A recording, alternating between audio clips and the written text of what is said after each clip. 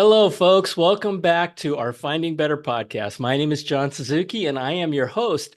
And we're on YouTube, and the YouTube channel is Finding Better Podcast. And so I tell you that because every guest that we do, every podcast that we do, you can see it online. And so today I have an amazing guest, and you're just going to be awestruck with her story.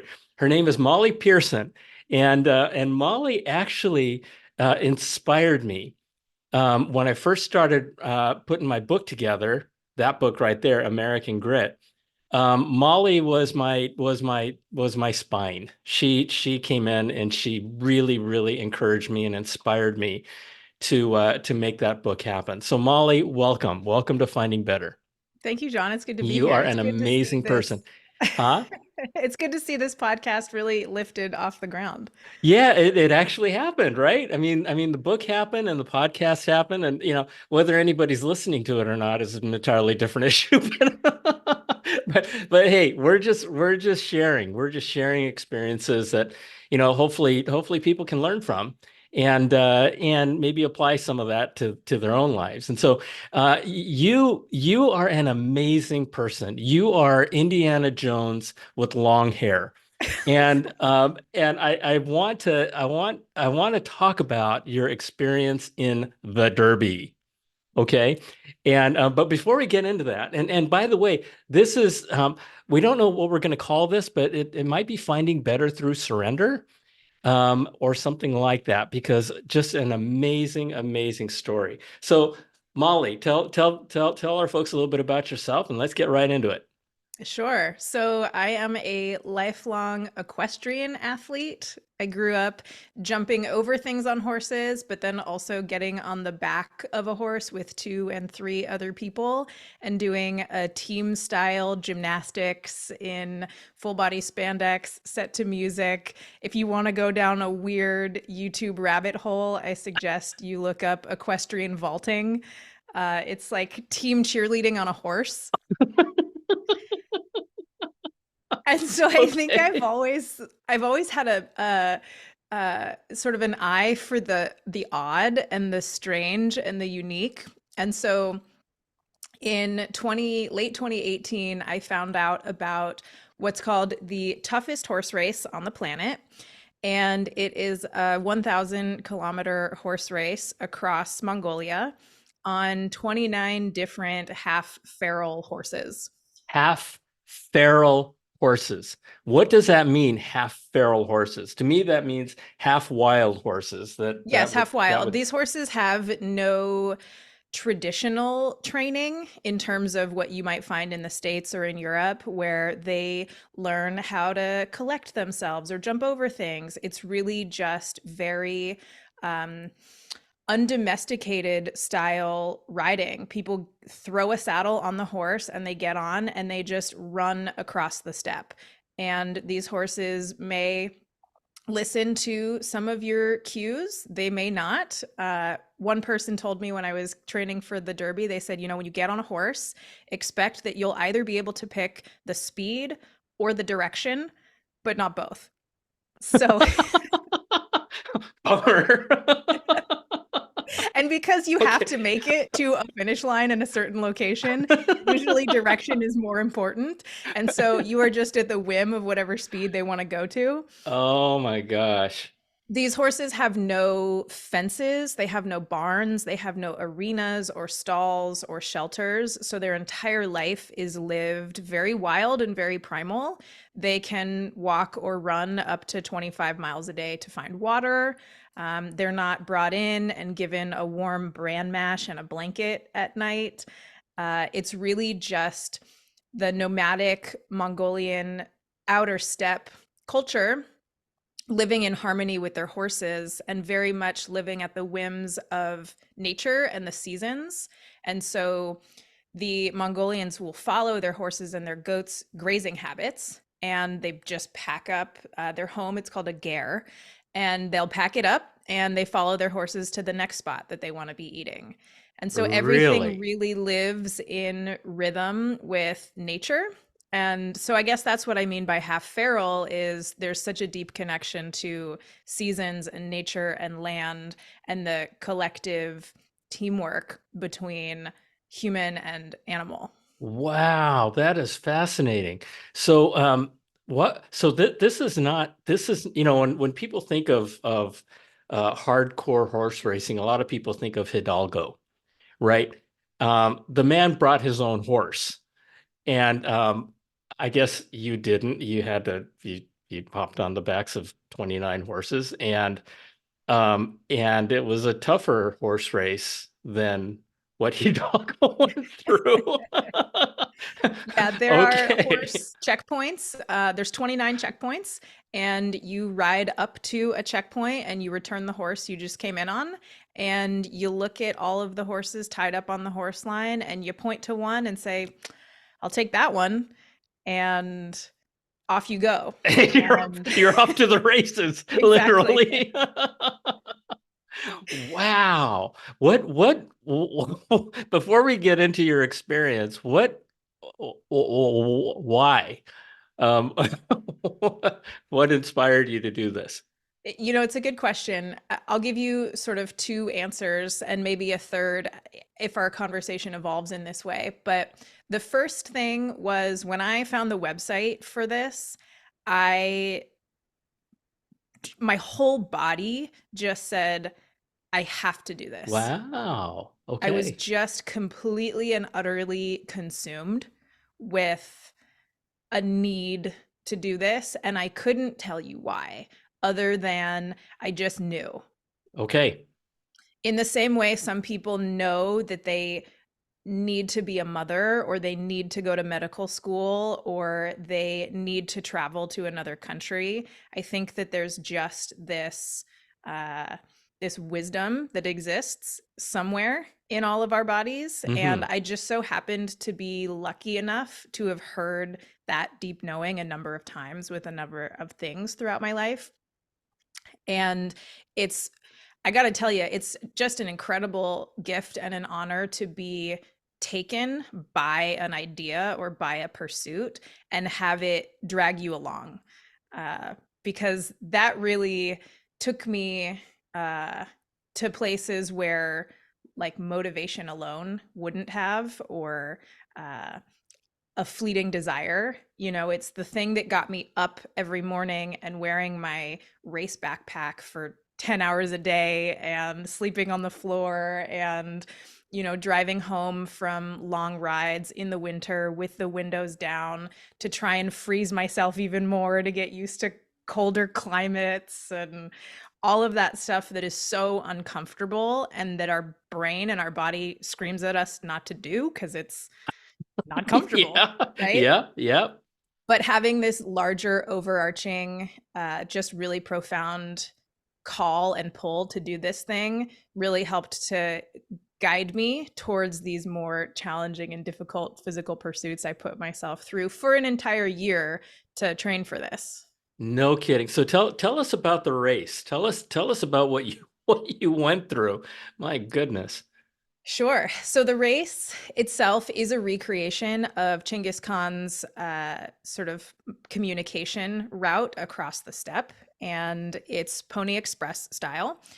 And you get on a horse, and you're given really bad GPS coordinates uh, to navigate Okay. from one checkpoint to the next. And I remember telling myself that I was going to approach the start line very uh, sort of softly or very casually. It's very easy to get into the galloping hordes at the start and just go rocketing out of there. Right. And I remember it was the 2 days before the race starts, you go to a training camp and they teach you how to fashion all of your equipment to the saddle. They teach you how to hobble or tie your horse's legs together in case you need to camp out with them in the middle of the night and the hobbling keeps them from running away too far. And the weather was Wow. beautiful for those 2 days. And the morning of the start, it was dumping buckets. It was Of course. it was gray and overcast and pouring, and we are standing by the start line, and there's some drone photography overhead, and so you can hear this sort of loud thrumming. And in a very unceremonious way, the race director just started yelling, kind of barely above the noise of all of the nature and the drone, 5, 4, 3, and I could barely hear him, and I'm at the back of the pack, and I think that I'm just gonna like trot right off and avoid all of these horses crashing into each other and somersaulting, and more Oh injuries no. happen at the race start collectively than any other single time. So I thought, like, my biggest fear was getting injured 5 minutes into the race. Yeah. So I'm at the back of the pack, and I hear the race announcer go like 2. I barely hear him say 1. And all of a sudden, 50 horses just gallop out of nowhere. And I'm completely unprepared for this powerhouse of energy. And my horse had been grazing. He picks his head up and he just bolts. And I lose my right stirrup, and the Oh one thing they geez. tell you is don't take your feet out of the stirrups, because the banging of the stirrup against their side will make your horse buck, because they're not used to the stirrups doing that. And I thought, oh my God, this is every worst nightmare all rolled into one. My horse is running away with the pack. I've lost a stirrup. I'm not even going through the actual like start flags for the race because my horse was afraid of them and he veered too far to the right. So I didn't even go through the official start chute.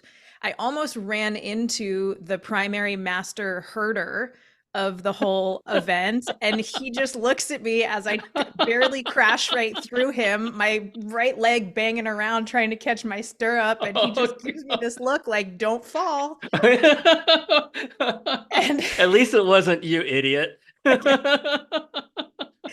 and so we're running and running and running, and this is the fastest I had up until this point in my life ever been on a horse, and I'm trying to get my stirrup and I Oh can't, my and I'm gosh. just so off balance trying to put my foot in there that I thought, well, screw it, I'm just going to forget about it and I'm going to ride one-legged for a while until this horse stops, which happened to be about 40 minutes later. And And Okay. I just remember thinking, like, there is no way horses can go this fast for this long. This is insane. What an Wow. incredible athlete. Yeah. And so I had this harrowing start to the race. And And how many days is this race again? so they give you 10 days to complete the Okay, whole good. course. And I finished on the ninth day, uh, afternoon. Uh, And some people will, I think the fastest it's ever been done is late morning of day 7. Well, it's good that you got off to a good start. Yeah. Yeah. Okay. So take us on your journey. Sure. I mean, how long you got? There's a story for almost every leg. Um, but towards the end of that particular first leg, I remember linking up with 2 other women, and one person who we were riding with, her horse was very mildly injured. He was limping a little bit, and they recommended that she get off and walk her horse into the vet station, because how we care for our horses is of the utmost importance in the race. They are far more discerning about how the horses are treated than how the riders are doing. Hmm. We are very disposable, and the horses are honored and revered. And so she got off, and I decided to hang out with these 2 women and walk our horses in. At the time, I didn't know that we were about 4 miles away from the next vet checkpoint. And so began the very long, very cold, very wet walk on foot into horse station number 2. 4 miles. 4 miles. Great. Day one, leg one, my very first experience of this. It was just like I went from bat out of hell to like wet rat. And I'm walking with these people and I'm thinking, I could go on ahead, but I don't know anything about this course. I don't know if I leave these two behind, if I'll ever see another person for the next 9 days. So better to stick with the foe you know Yeah. than at least on the first day, the complete and utter vast wildness of the potentially totally and utterly alone outdoors for the next 9 days. So I stuck with them. And I remember thinking to myself, rolling through probably every version of human emotion that exists, and thinking Wow. to myself, I'm an idiot. What am I doing? I wish I wasn't here. I should have gone on without them. Wait a minute. Where's your compassion? I have a lot of love for the people that I'm trekking through this wet wilderness with. This is a stunning landscape. I'm so grateful for the experience. I absolutely hate how freezing cold I am. I am All at the critical of same myself time. All at the all at the same same time. time. It was it was just a complete and utter high speed hamster wheel of the full spectrum of human emotion in a very short concentrated period of time. Wow. Wow. And how many kilometers was this race? So the entire race is 1,000 kilometers, A which is about thousand kilometers. 630 miles. But this all Okay. happened. This all happened in the first 18 miles. Like I had a long way to go. Okay. So tell us about the highlights of the other 620 miles. Yeah, there's this one experience that really stands out to me. It was on day, I believe, 4 or 5, and the skies had cleared. So it dumped buckets the first 3 days. And we did not see a sliver of blue sky until the fourth day. And so I guess it must have been day 5. I had come into this horse station. We were in a different part. So in the outer steppe, you're riding through these microclimates. So it is expected that the weather will change. And so Sure. we went from freezing rain to about 102 degrees. Whoa. And you're only allowed to pack so much with you, 10 pounds, which includes your sleeping bag, your sleeping pad, any change of clothes, any snacks, any camera that you want to bring, socks, 10 gift. pounds for the entire race? Yeah. Whoa. Yeah. So you Okay. have to be very discerning about your rain gear and your hot gear and Sure. all of that. And so we had come into this section of the race that was very hot. And I remember asking one of the herders at this horse station, would you give me a horse that goes well in the heat, please? And this girl, maybe 16 years old, comes up to me and she says, take my horse, take my horse. And my first reaction was to reject the offer. Uh, Typically, it is mostly men who ride and race horses in Mongolia. And so my impression was she was saying, take my horse because he will just plunk you along. He's good in the heat. He's a derpy potato and will just safely get you there Mm-hmm. from here to there. And so I kind of ran around asking everybody else, could you get me a horse that goes well in the heat? Could you get me a horse? And for whatever reason, this young woman kept kind of following along behind me saying, please take my horse, please take my horse. And I really couldn't shake her. Mm-hmm. And at some point, it became obvious that this was the horse that I was going to be saddled with. And I said, okay, like I accept my fate. All right. I imagine that I'll just be in for a very long, boring, hot walk for the next 21 miles.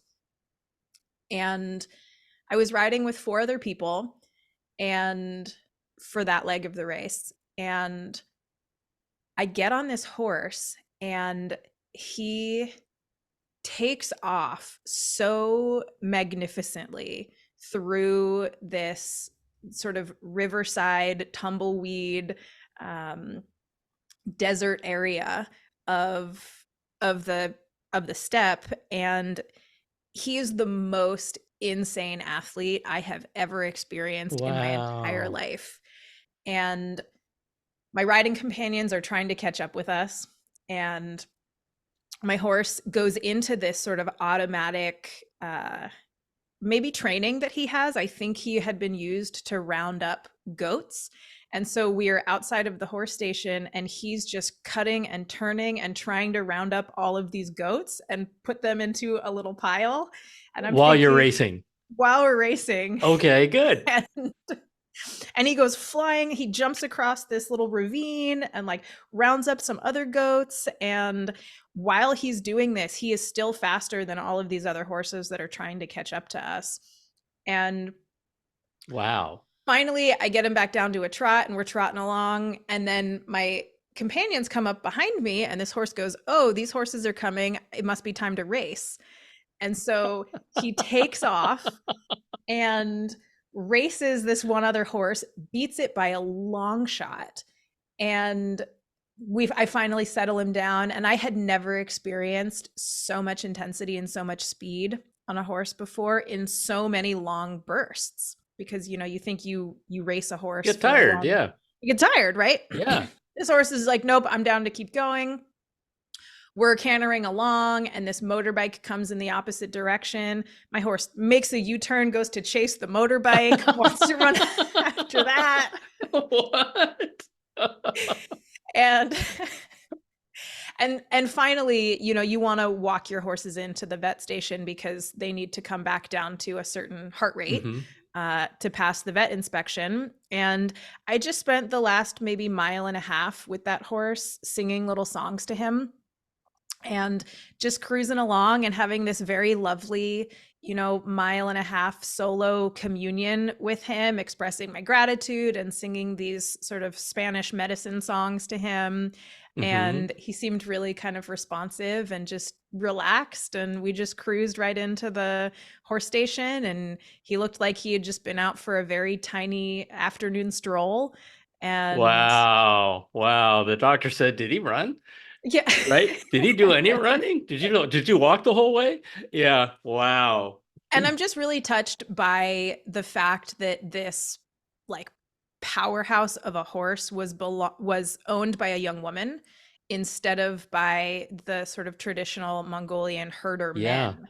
And she saw something in me, or she felt some kind of call to make sure I was the one who stewarded her horse. And it That's was wonderful.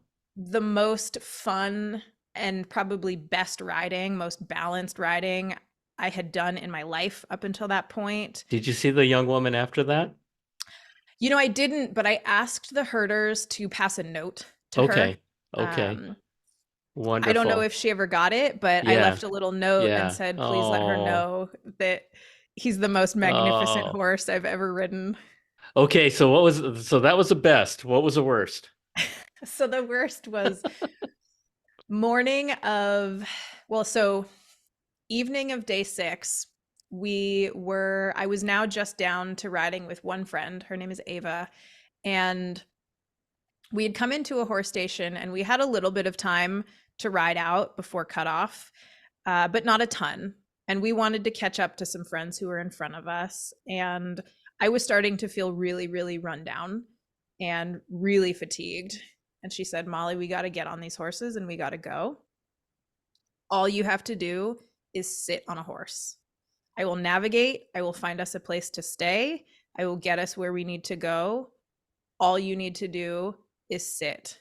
Can you do Wow. that? Wow. And I looked at her and I said, okay, I can do that. All right. And she picked us a matching set of stallions, a silver one and a gold one. And we rode out into the middle of nowhere, and we were not going to make the next horse station in time. And so we started looking around for a family to stay with. That's how the ride is set up, is if you don't make it to a certain specific checkpoint, then you either take your chances and ask a family if you can stay with them overnight. And this is a family that has no idea that you exist. It has Hmm. no idea this race is happening. It has no idea what a white person is doing out in the middle of nowhere on their horses. They know absolutely nothing. There's no warning or anything. Or if you can't find a home, then you hobble your horse's legs together and you throw your sleeping bag on the ground and you sleep next to him. And so we had found a home and we rode up to it. And these three, maybe 24-year-old dudes come out and they greet us and we say hello. And he looks at us and goes, "You speak English?" And I thought, oh, amazing. This is Wow. going to make everything so much better and Hmm. so much easier to communicate. Turns out that was the only thing he knew how to say in English. Do you speak English? Of Yeah. course. And so I had translated a note into Mongolian that explained what we were doing. And the family took us in, and they were really wonderful. And they fed us, and we tried to play some cards with the boys. And we eventually start to go to sleep. And around 2 o'clock in the morning, 1 o'clock in the morning, I start to feel really, really, really ill. And I think my sickness from earlier in the day was starting to catch up with me. Maybe it was some bad water or some bad food. Oh boy. And I start to feel like the telltale rumblings of my stomach going, everything is not okay. So I had been in my sleeping bag and I was way too hot. And so in my sleeping bag, I had taken my pants off and I'm just in this sort of long underwear shirt. And I think to myself, I got to get out of this sleeping bag and out of this gear right now because something is coming up or down and I don't know what. Yep. And Oh I got to boy. go. And so I'm sort of pulling my shirt down around myself and like hobbling through this family's tent, thinking, like, please don't wake up anybody. I'm. I'm And sick and please don't drop pantsless. anything. And I go out into their sort of front vast expanse of landscape and I'm just completely and physically ill in the rain underneath the light of a full moon to the glowing eyes of 200 goats all just watching me. Okay. I'm like, I've never had such an audience before while I've been so sick. Okay. And then I kind of hobble back inside. I get back in my sleeping bag. And then so begins this process several more times throughout the night. Oh no. And I remember uh, before I left, I asked a whole bunch of people on Facebook, hey, if you want to send me a note, uh, I'm going to compile all of the well wishings and then put it into a notes doc on my phone, and I will read it when I am at my worst and for a little bit of a pick me up. And so I'm in this sleeping bag. I'm feeling horrible. A rat has just scampered across the back of my hand. I'm thinking, I want my mommy, like anything to take me out of this situation. And I remember this little notes doc and I pull up my phone and I only got through two messages before I just completely and totally lost it. And a long running inner critical voice of mine for my entire life has always told me that I am lazy and that I'm not doing anything with my life. And both of these two notes, one was from a friend and business coach of mine, one was from a fitness coach of mine. They both mentioned in this note to me that they know how much I call myself lazy. And they said there's no way that anybody who is lazy could do something like this. You're such a powerhouse. You're doing amazing things. I don't remember exactly what they said, but I do remember that because I was so sick and I didn't have the usual mental faculties to sort of build up the defenses and criticisms, all of that had come crumpling down. I read these notes and was able to see myself through the eyes of other people and really let in the reflection of me as not being a lazy person. And I just wept in my sleeping bag, like half alone on the floor of this strange family's house in the middle of nowhere, in the rain, in outer Mongolia, with water poisoning, thinking, wow, it's entirely possible that maybe I'm not lazy after all.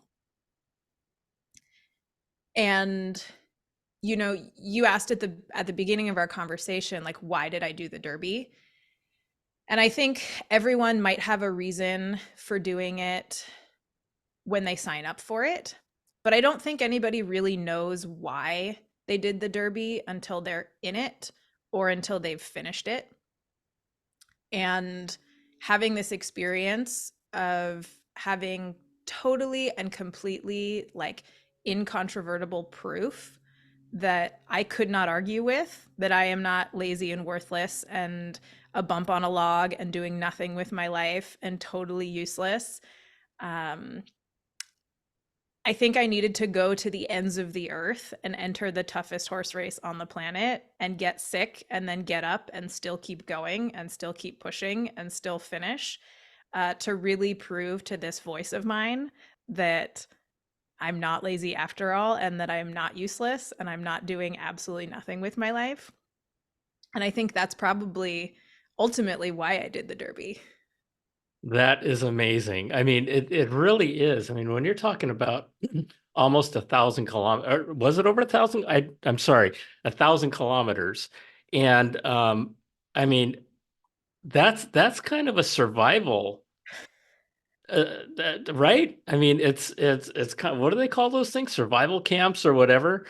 Um, right? Yeah. And it seems like you kind of went through that process. Some people, in your case, you volunteered for it, right? But there's a lot of situations where people don't volunteer for it. They find themselves in a survival situation, right? And you went through that. And how did that change you? How did that change your perspective? So I used to push myself pretty hard. And then when I would rest, I would beat myself up for resting. And so my rest was not restful. It was just a barrage of mean criticisms. And then I would get up and I would go and I would get back to my daily life. And then I would rest again and get really unrestful rest because it was just, me throwing daggers at myself the whole time I was laying down, before bedtime or like taking a nap in the afternoon or stopping and watching a show and sitting around and not always pushing. And and then I would get really sick and that was my body's way of forcing me to stop and take some time off and really stop doing and pushing and creating and making and all of this. So And that's kind of crazy. yeah. So your body was telling you to stop, and then you signed up for the Mongolian Derby, and I mean, it just seems kind of counterintuitive in terms of what your body wants you to do and what you decided to do. And but yeah, this is going to sound cliche. It's going to sound very cliche, and I'm going to apologize ahead of time for asking you this. But through that experience, did you learn to love yourself? I did. Yeah. Because and not to put my impression, not to put words in your mouth, but my impression is that was loving yourself was one of the farthest things from your mind, um before your experience in Mongolia. and you surrendered. You surrendered, and you took it to the limit, and you realized that you are an amazing person as much as you denied that understanding of yourself. Yeah, I really kept that possibility at very much an arm's length. I thought if I accepted myself and loved myself, that I would turn into this thing that I feared, the totally lazy, useless bump on a log, doing nothing. And what happened? And what happened is I found such a tremendous sense of joy and purpose in my life when I stopped spending so much of my time and my energy on all of this really intense, painful inner criticism. It just freed me up to really look for and follow the things that I really love. And we were just talking before we started recording about a trip I had just went on, and I left home for 3 weeks, and the thing that it did, I'm on this vacation on the other side of the world, and it made me realize how much I love my life here and how much I love my community here and how I concoct my days. And I have such a profound sense of appreciation and deep joy for the ways that I spend my time. And I don't think any of that would have been possible for me to look for and follow all these threads of passion and purpose and joy and love, uh, if I was still only running the script of you have to do, you have to create, you have to achieve, you have to Right. work out and lift and make this and finish that and accomplish that. It was so um, mechanical, maybe is the word. Programmed. Programmed. Yeah. Yeah. Yeah. Yeah. I mean, does that sound like a pretty good word? Yeah. Yeah. Yeah. Yeah. Yeah. And, it's, a lot of people have heard me say this, but, uh, all of life is all about love. It's all about love. And this is going to sound really corny. It's going to sound very corny, but I'm going to say it anyway. One of my favorite songs of all time is Whitney Houston's Greatest Love of All. And it says, learning to love yourself, it is the greatest love of all. And it's absolutely true. And it's the hardest thing to do. And so wow, what an amazing story. And and then more recently, just up until last week, you were out of country. And and it's one of those things that you don't learn what you have until you don't have it. And you left home, and all of a sudden you longed for a home, and you realized, how good things are. And Hmm. that's wonderful. That's wonderful. I mean, those the journeys that you've gone through as such a young woman, I mean, some people live their whole lives not experiencing anything like you've experienced, Molly. And but your story is just wonderful. It's wonderful. It's a story of exploration. It's a story of discovery. It's a story of adventure. But in the final analysis, it's a story about yourself, and you're discovering yourself. And I'm trying to hold back the tears. And um, thank you for sharing that with us. Thank you for sharing that with us, because and the bonus being that through all that hardship that you put yourself through, and I am going to say put yourself through, right? Because you volunteered for it, right? Yeah. That's awesome, right? Yeah. Volunteer. I mean, get out of your comfort zone. I share with people, always try to push yourself to get out of your comfort every single day. You don't have to go on a freaking horse, the hardest horse race in the world, but pushing your comfort zone is of itself a discovery process. And so yeah, um, I've And always, I'll mhm. just add to that just briefly is, you know, given everything that is happening around the world, i- if you are in a position to be able to push yourself or get out of your comfort zone, like it is such a privilege to be able to choose your suffering.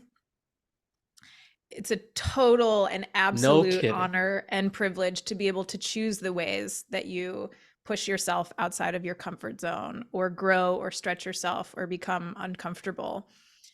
And, it's a mantra that kind of stuck with me as I was doing this. It was a 1 day, 24-hour, 100-mile horse race. Um, about a year after I got back from Mongolia, and I was in just absolute abject misery. I had rolled my ankle. I had had some mild heat exhaustion through the day. I was not at my best, and I had probably 30 miles to go of the 100. So I'm in the home stretch feasibly. And I just remember thinking, it is a privilege to choose my suffering. It is a privilege to choose my suffering. I turned away from the camera to write that down. It is a privilege to choose your suffering. Wow. How deep and profound is that? I'm going to be thinking about that for the next 5 years. So, wow. Wow. Molly, you're amazing. You're amazing. And I feel so privileged and honored that you shared your story with us because wow. That's all I'll say. That's all I'll say. So with that, do you have anything else to add? Well, if there's a thing that calls to you, I say do it. There's an amazing book called The Lion Tracker's Guide to Life. And the author talks about the parallels between tracking a lion and charting a course for your life. And when you go out and you're tracking a lion, you have no idea where the lion is or where you're going to end up. But he says you follow the footprints in the sand. And he keeps coming back to this idea of, I don't know where I'm going, but I know how to get there. The idea being you just keep following these little tracks, these little footprints in the sand. And whatever your little footprints in the sand are that are leading you towards a thing, you don't know where it's going to take you.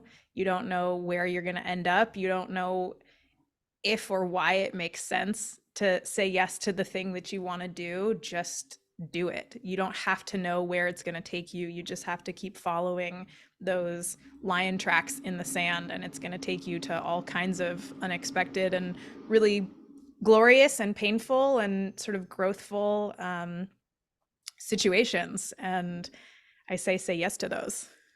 And you might get eaten. That's what was the name of that book again? The Lion Tractor's Guide? The Lion Tracker's Guide to Life. Wonderful. And I'm gonna check that out. I'm gonna check that out. Molly, you're amazing. Folks, thank you for joining us. I'm gonna have Molly has already agreed to join me on a future podcast episode. Molly, I love you. Thank you for wow for being you, and thank you for sharing. Thank Okay, you so much, John. It was a yeah, pleasure to be here and share this with you. And yeah, it's an honor for me too.